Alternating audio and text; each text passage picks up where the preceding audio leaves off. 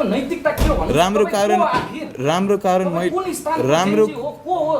राम्रो कुरा सम्मेलन गरेर अहिले यसरी कुरा राख्दै हुनुहुन्छ बजारमा धेरै खालका जेनजी छन् तपाई कुन प्रकारको जेनजी हो भनिदिनुस् न तपाई मलाई कुन प्रकारका जेनजी छन् भन्नुस् अनि के हो ल दुई चारवटा प्रकार भनिदिनुस् मलाई कस्तो प्रकार 2.2 देखि लिएर यहाँ त के 2.2 जेनजी भनेको जेनजी खासमा त एउटा युवा यो एज ग्रुप हो जेनजी भनेको कुनै पनि एउटा ग्रुप हुँदैन सर अनि अब ढुङ्गानालाई मेरो प्रश्न के हैन एकचोटी पर्खिन उहाँलाई क्ल्यारिफाई गरे ल तपाईको नैतिकताले के भन्छ भन्नुस् मेरो नैतिकताले तपाईहरुले जुन कार्य गर्नु पनि देशमा उधुम मचाउनु पनि तोडफोड आगजनी गर्नु पनि यो सम्पूर्ण जिम्मेवारी नेतृत्व भन्नेले लिनुपर्छ र तुरुन्त प्रहरीले तपाईहरुलाई हत्कडी लाउनु पर्छ त्यो तपाई के लयर हो तपाई लयर हो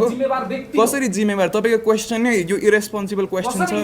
कसरी रेस्पोन्सिबल भयो नेतृत्व लिएपछि तपाई जिम्मेवार बन्नु पर्दैन जिम्मेवारको लागि छानबिन आयोग गठन भएको छ कि छैन तपाईले के बोल्नु भएको भन्नुस् त तपाईले बोल्न आउँदैन रहेछ खै एउटा प्रश्न के क्वेशन गर्नु भएको तपाईको नैतिकताले दिन्छ उहाँलाई के हो तपाईको